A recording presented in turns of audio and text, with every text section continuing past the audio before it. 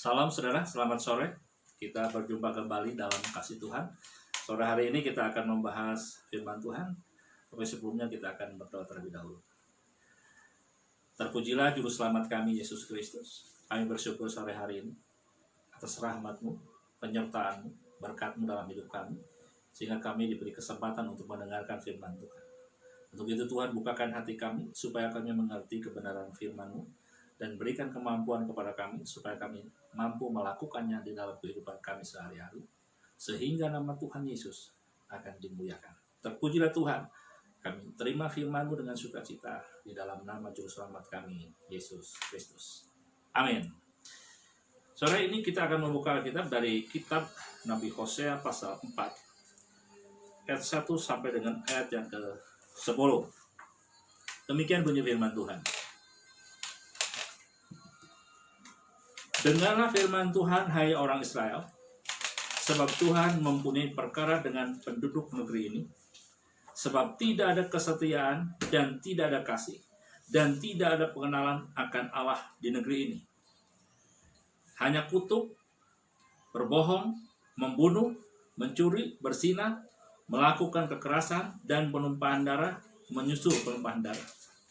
Sebab itu negeri ini akan berkabung, dan seluruh penduduknya akan merana. Juga binatang-binatang di padang dan burung-burung di udara, bahkan ikan-ikan di laut akan mati lenyap. Hanya janganlah ada orang yang mengadu. Janganlah ada orang menegur sebab terhadap engkaulah pengaduanku ini, hai imam. Engkau akan tergelincir jatuh pada siang hari, juga nabi akan tergelincir jatuh bersama-sama engkau pada malam hari, dan aku akan membinasakan ibumu. Umatku binasa karena tidak mengenal Allah, karena engkaulah yang menolak pengenalan itu. Maka aku menolak engkau menjadi imamku, dan karena engkau melupakan pengajaran Allahmu, maka aku juga akan melupakan anak-anakmu. Makin bertambah banyak mereka, makin berdosa mereka kepadaku. Kemuliaan mereka akan kutukar dengan kehinaan. Mereka mendapat rezeki dari dosa umatku, dan mengharapkan umatku itu berbuat salah. Maka seperti nasib rakyat, demikian nasib imam. Aku akan menghukum dia karena tindakan-tindakannya, dan aku akan membalaskan perbuatan-perbuatan kepadanya. 10. Mereka akan makan tetapi tidak menjadi kenyang.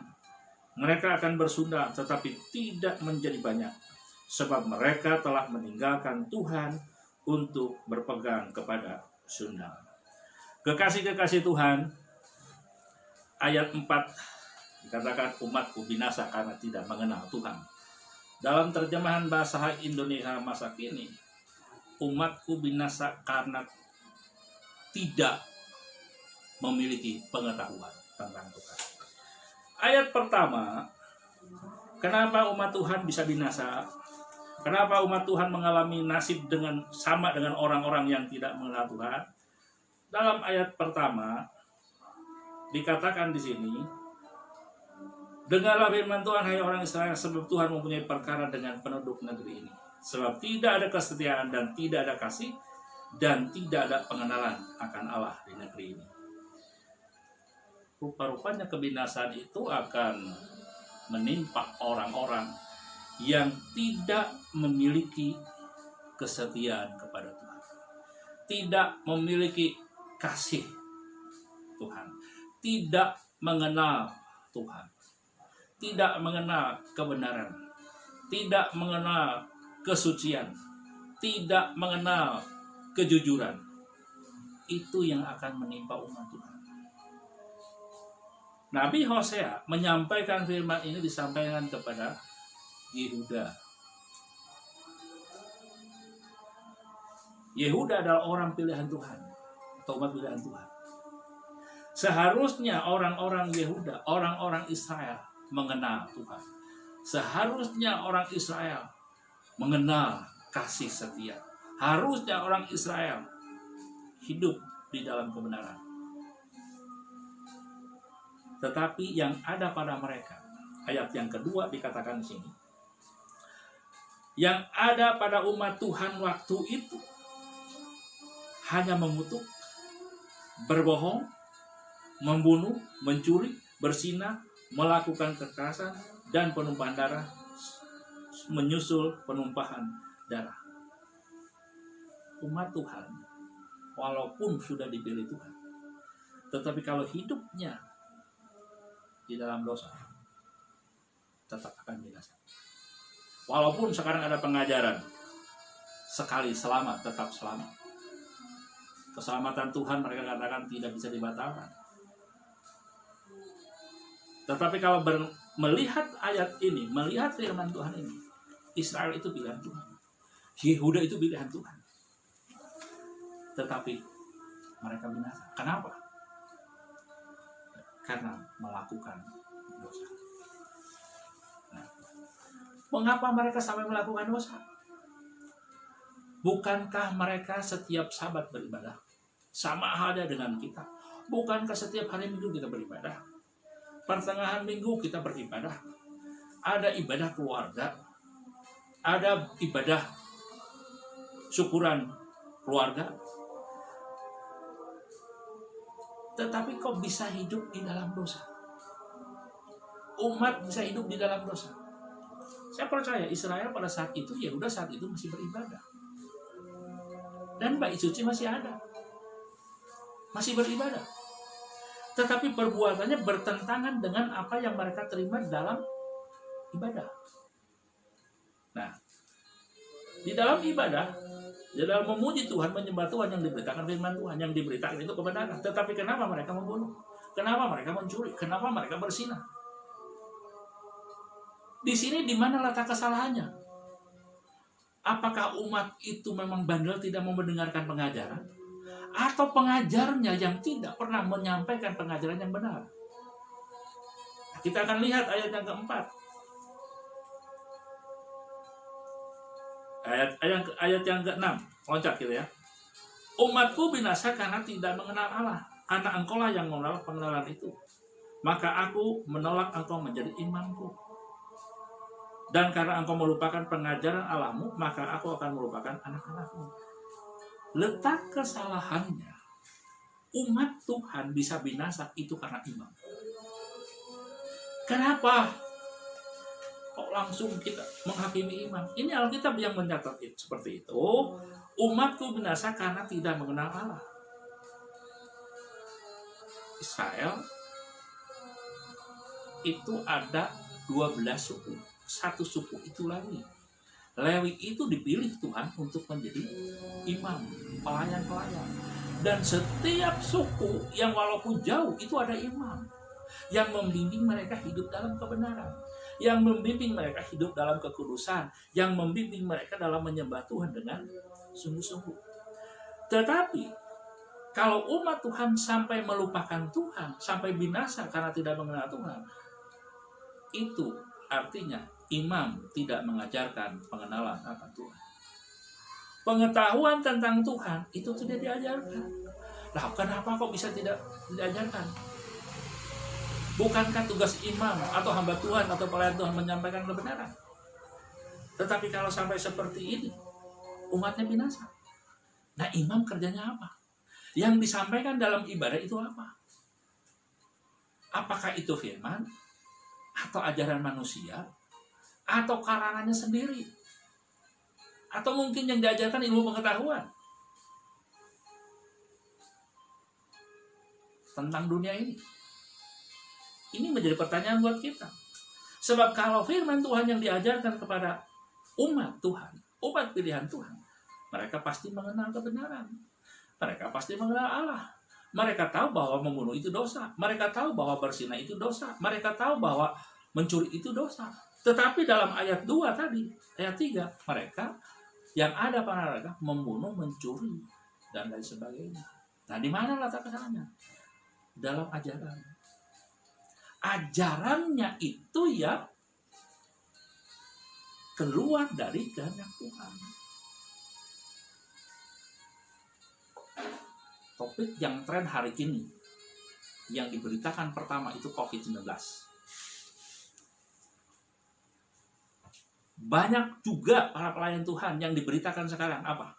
Latar belakang Saya dukun santet, saya bertobat, saya tahu tentang santet. Jadi yang diajarkan setiap hari ibadah itu tentang bagaimana santet, bagaimana membunuh orang, bagaimana mengguna-gunai orang.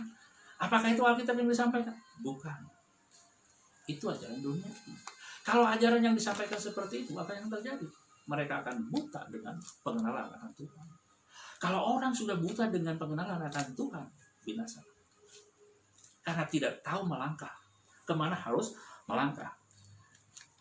Karena engkaulah yang menolak pengenalan itu, maka aku akan menolak engkau menjadi imam.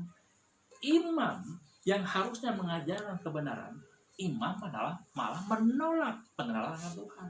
Menolak ajarannya Tuhan. Dia tidak menolak Tuhan, ajarannya. Dia tetap pilihan Tuhan. Dia percaya bahwa Tuhan itu maha kuasa, Tuhan itu pelindung, Tuhan itu penyelamat. Tetapi ajarannya tidak pernah diajarkan. Karena itu Tuhan menolak mereka jadi imam. Nah, kenapa imam bisa menolak seperti itu? Kenapa imam menolak ajaran Tuhan? Dan tidak mengajarkan kepada jemaat atau kepada umat Tuhan? Kan ada alasan. Alasannya apa?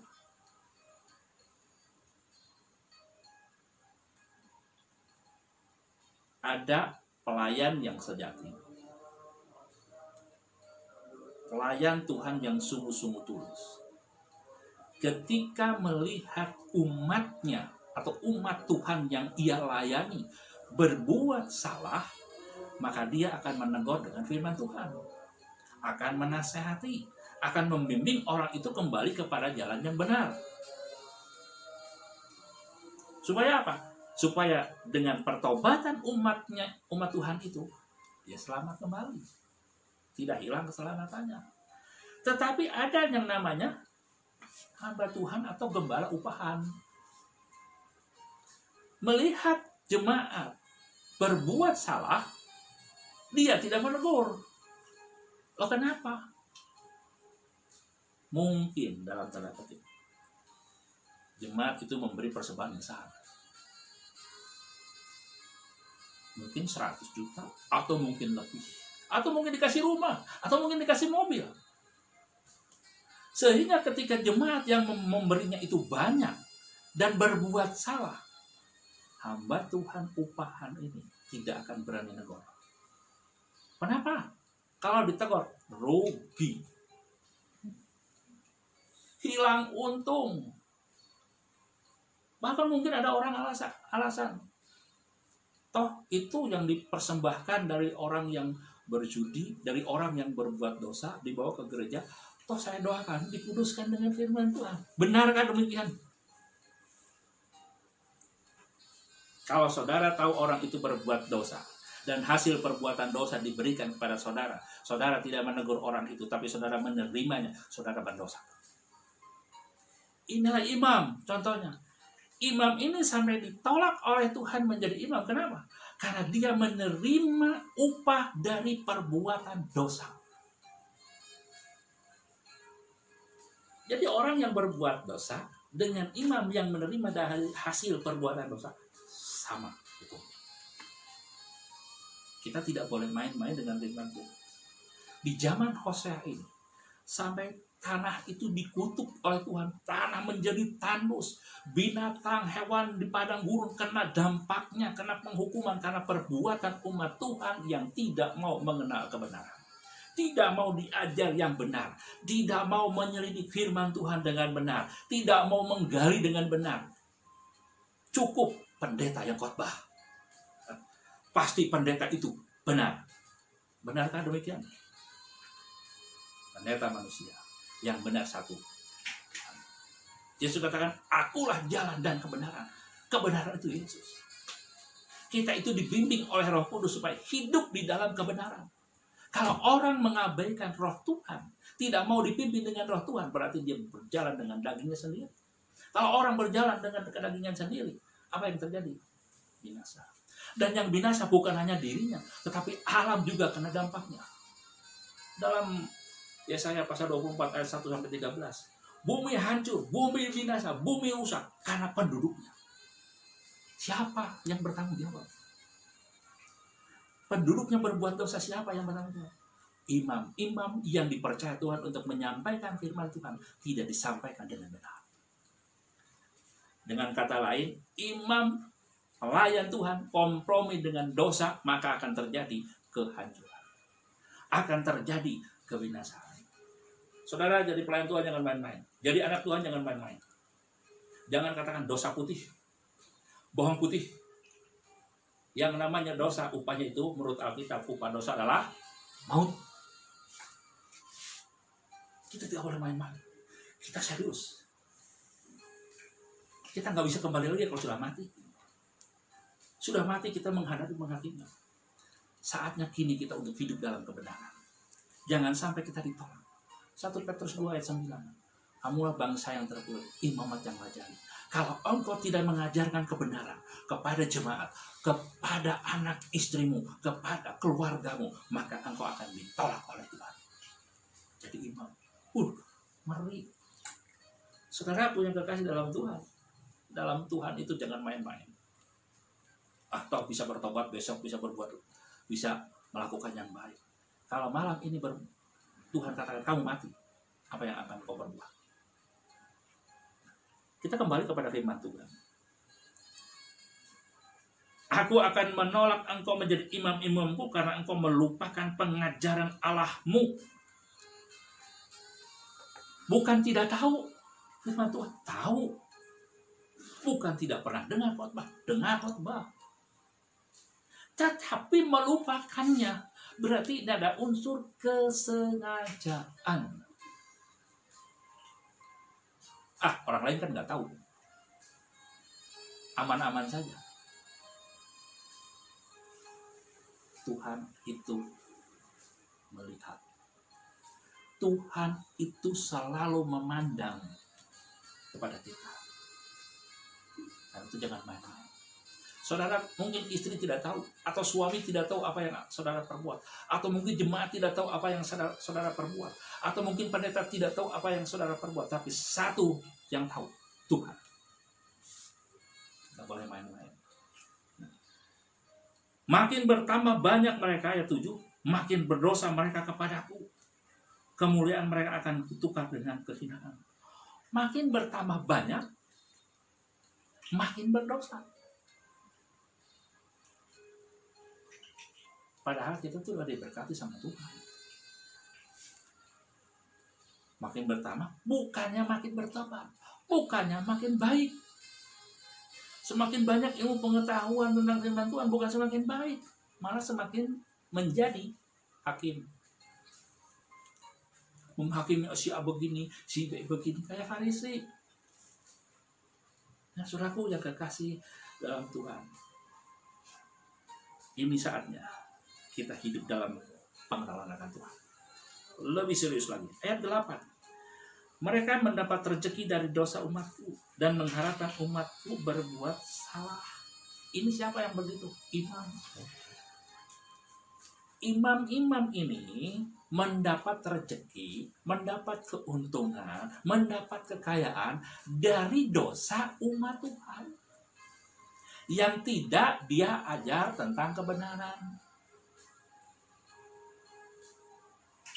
Karena itu imam-imam lebih senang melihat umatnya berdosa karena dapat keuntungan. Jadi intinya, kenapa mereka melupakan Tuhan? Kenapa imam-imam tidak mau mengajarkan firman Tuhan? Karena mereka ingin dapat untung. Nah, hati-hati saudara. Yang kita layani adalah Tuhan. Kepercayaan Tuhan kepada kita, jangan kita sia-siakan. Saudara Tuhan pilih saudara menjadi pelayan Tuhan. Tuhan percayakan umatnya untuk dilayani. Tuhan percayakan umatnya untuk digembalakan. Tuhan percayakan umat pilihannya untuk diajar kebenaran. Tapi satu, motivasimu harus benar. Jangan karena ingin mendapat untung. Ingat, Tuhanmu adalah Tuhan. Majikanmu, bosmu adalah Tuhan. Jangan harapkan untung dari jemaat.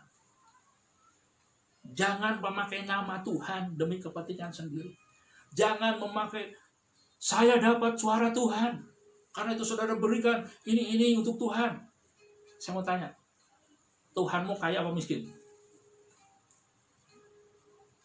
Jangan menghina Tuhan. Tuhan itu nggak pernah miskin. Jangan berkamuflase di balik firman Tuhan. Jangan mencari keuntungan dari balik firman Tuhan. Seperti imam ini. Umat Tuhan dibiarkan berdosa. Dia tidak pernah negur. Dia tidak pernah mengajarkan kebenaran.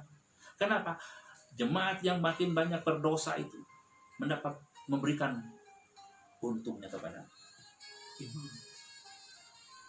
Bahaya, saudara. Akibatnya kebinasaan. Bukan hanya dirimu, anakmu, istrimu, keluargamu. Jelas ayat 6. Umatku binasa karena kurang pengetahuan. Umatku binasa karena tidak mengenal Tuhan. Siapa yang harus memperkenalkan Tuhan? Imam. Suami imam di dalam keluarga.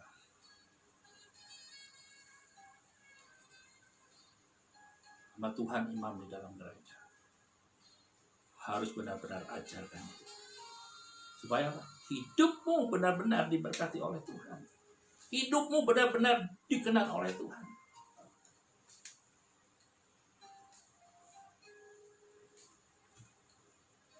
Dengan kata lain ayat 8, kamu kaya karena perbuatan dosa umat Tuhan. Yesus berfirman, jika ya, katakan ya. Jika tidak, katakan tidak. Jikalau itu dosa, katakan itu dosa. Jangan katakan gak apa-apa. Kalau itu salah, katakan salah. Jangan dikatakan maklum. Kalau itu memang benar, katakan benar. Jangan malu untuk berkata jujur.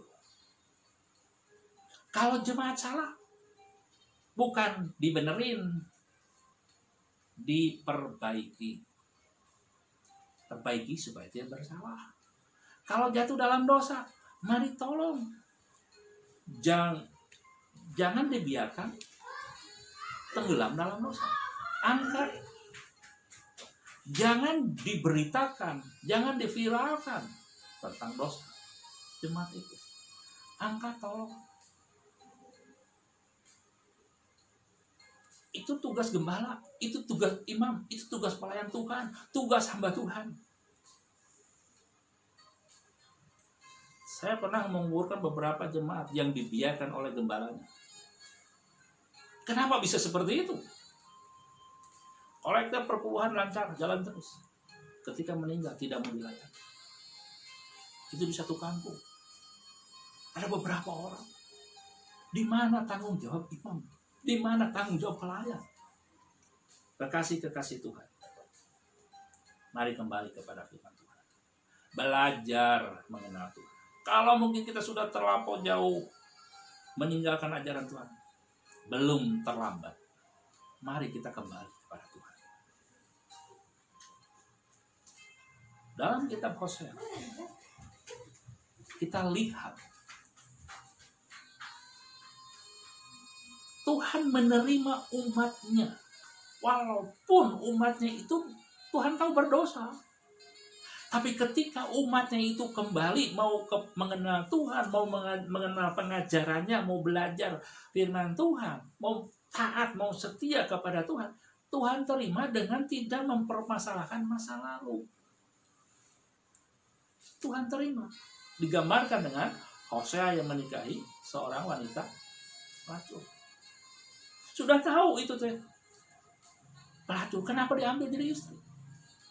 Itu tuh gambaran sebetulnya orang-orang Israel waktu itu berzina, menyembah berhala.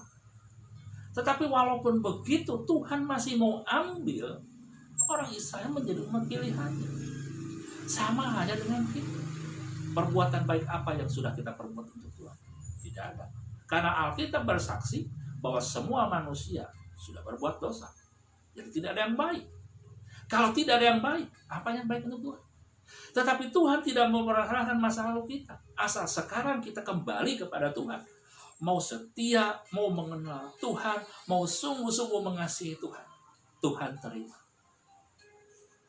jangan sampai ditolak oleh Tuhan. Kita imam, kita pelayan Tuhan, kita umat pilihan Tuhan. Ajarkan kebenaran itu apa adanya. Jangan dikurangi, jangan ditambah. Nah, ayat 9, mereka seperti seperti nasib rakyat, demikian nasib imam. Aku akan menghukum dia karena tindakan-tindakannya, dan aku akan membalaskan perbuatan-perbuatannya kepadanya. Mereka akan makan tetapi tidak akan menjadi kenyang. Mereka akan bersunat tetapi tidak akan menjadi banyak, sebab mereka telah meninggalkan Tuhan untuk berpegang kepada sundal, kepada persinahan penyembahan berhala. Makan nggak kenyang. Hasilnya usaha nggak ada cukup. Seperti nasib rakyat biasa, binasa. Karena ayat Alkitab menyatakan umatku binasa karena tidak tahu.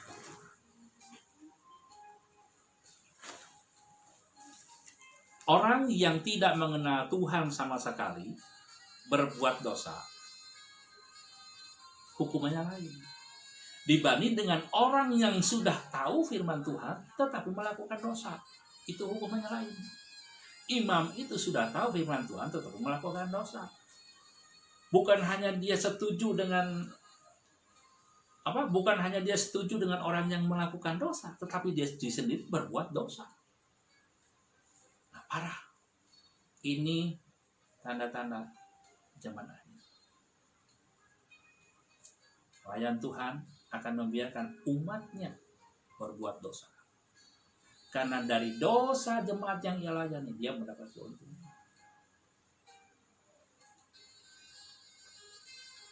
Tetapi sebagai hamba Tuhan, kitab yang dilayani itu adalah Tuhan. Yang kita ikuti adalah Tuhan. Apa yang diajarkan Tuhan, teruskan kepada umat Tuhan. Konsekuensinya ditolak oleh jemaat. Konsekuensinya dibenci, tidak disukai. Saya berikan pilihan buat saudara. Pilih mana? Dibenci orang banyak karena menyampaikan firman Tuhan, tapi diterima Tuhan. Atau disukai oleh semua orang yang berbuat dosa, tapi dibenci Tuhan. Saudara bisa pilih. Imam yang tidak melakukan apa yang disuruh Tuhan, hamba yang tidak melakukan apa yang disuruh Tuhan, hukumannya adalah kebinasaan. Kehidupan masa lalu, gambaran untuk kita masa kini. Kehidupan imam masa lalu adalah gambaran kita masa kini. Kalau kita melakukan seperti imam pada masa lalu, maka hukuman yang sama juga akan terjadi dalam hidup kita. Mungkin kita bisa berdoa, bisa mengadakan mujizat. Saudaraku, mujizat bukan patokan. Dukun-dukun aja bisa nyembuhin. Paranormal bisa nyembuhin. Dengan pasal setan. Banyak nabi palsu bisa mengadakan mujizat, bisa nurunkan hujan api. Hati-hati. Yang menjadi hidupmu dikenal oleh Tuhan adalah hidup melakukan firman Tuhan, mengajarkan firman Tuhan, dan hidup dalam ajarannya itu. Ada orang berbuat salah teguh supaya dia kembali kepada kebenaran. Ada orang berbuat dosa teguh supaya dia berhenti berbuat dosa, supaya dia bertobat, kembali dalam hidup benar, supaya diberkati Tuhan. Tapi kalau engkau melihat orang yang di depanmu berbuat dosa dan engkau tidak menegurnya, maka orang itu akan mati dalam dosa dan engkau akan dituntut oleh Tuhan atas dosa orang itu. Saudara mau nanggung dosa orang lain? Baca kitab Yesaya. Baca kitab Yehezkiel. Kalau engkau sudah tahu bahwa ditempatkan oleh Tuhan sebagai penjaga kota, ketika engkau melihat bahaya dari jauh, tetapi engkau tidak memperingatkan bahwa ada bahaya, kota itu akhirnya dilanda, dibinasakan oleh musuh, maka orang-orang yang ada di dalam kota itu, dosa orang-orang yang ada dalam kota itu, engkau yang harus tanggung. Tetapi lain, kalau engkau melihat musuh dan engkau memperingatkan, ada musuh, ada bahaya, ada kecelakaan, dan engkau memberitahukan, meniup sangkakala bahwa ada tanda bahaya, dan kota itu menutup gerbangnya, mereka berjaga di dalamnya, dan mereka selamat. Itu kau mendapat upah. Dan itulah tugasnya penjaga. Tugasnya pelayan. Tugasnya seorang hamba. Saudara, kalau melihat bahwa perbuatan jemaat itu akan mendatangkan kecelakaan, tapi engkau tinggal diam, tidak memperingatkannya, karena takut persembahannya tidak datang, karena takut perpuluhannya tidak datang kepadamu, maka engkau akan dimusuhi oleh Tuhan. Maka engkau akan binasa. Mari kembali kepada firman Tuhan. Firman Tuhan hari ini tegas. Kenapa? Saatnya kita lebih sungguh-sungguh kepada Tuhan. Bahwa hidup di dalam Tuhan itu tidak semudah membalik telapak tangan. Hidup di dalam Tuhan itu tidak seenaknya. Hidup di dalam Tuhan itu hidup di dalam aturannya Tuhan. Perlu kesetiaan, perlu ketaatan, perlu kebenaran, perlu kesucian, perlu iman, perlu kesungguhan. Karena itu mari, saudaraku yang kekasih dalam Tuhan, kita hidup benar. Tuhan menuntut kesucian. Tuhan menuntut hidup benar. Tuhan menuntut ajarannya dilakukan dalam hidup kita. Baik imam maupun umatnya. Setiap dosa akan ada akibatnya atau hukumannya. Dan pertobatan sangat dibutuhkan untuk kita keluar atau bebas dari penghukuman itu. Mungkin kita sudah banyak dosa, tetapi ketika mendengar firman ini, saudara sadar. Saudara pada Tuhan, saudara merendahkan hati di hadapan Tuhan, mengaku, Tuhan, saya sudah berbuat dosa, saya minta ampun, saya mau kembali pada Tuhan, saya menyerahkan hidup saya pada Tuhan. Firman Allah katakan, ketika engkau mengaku dosa, Tuhan itu setia dan adil. Tuhan akan mengampuni engkau dan menyucikan engkau dengan darahnya. Inilah kesempatan yang terbaik.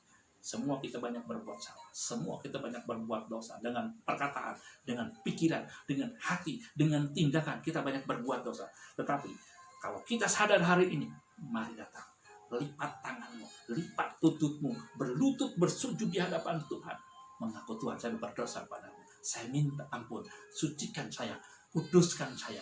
Pakai saya menjadi alat di tangan Tuhan.